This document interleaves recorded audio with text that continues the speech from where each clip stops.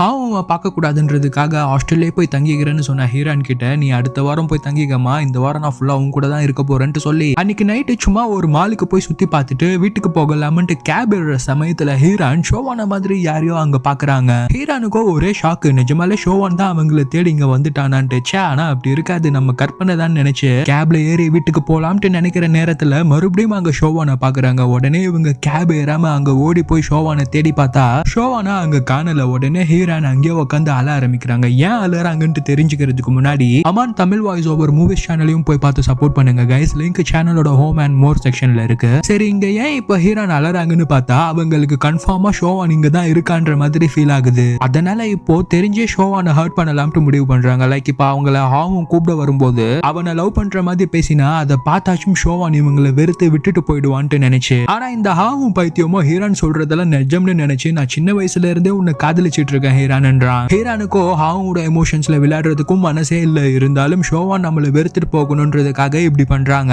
என்னைக்கா இருந்தாலும் ஒரு நாள் உனக்கு என் மேல இருக்கிறது காதல் இல்ல, சிம்பத்தி தான்ட்டு நான் உனக்கு சொல்லி புரிய வச்சிடுவேன்னு மனசுக்குள்ளேயே நினைச்சு ஹாவும் கிட்ட ஐ லவ் யூ, இவ்வளவு நாட்களா எனக்கு உன்னோட காதல் புரியாம போச்சுடான்ட்டு சொல்லி பொய்யா அலறாங்க. ஹாவும் இது சொல்றதுக்கு உனக்கு இவ்வளவு நாட்களா ஹீரான்ட்டு அவங்கள தூக்கிட்டு கேப் ஏற போறான். இதையெல்லாம் தூரத்துல ஒளிஞ்சிருந்து பாக்குற ஷோவான் ஹீரான் நினைச்ச மாதிரியே அவங்கள வெறுத்து கோவமா பல்ல கடிச்சிட்டு இருக்கான்.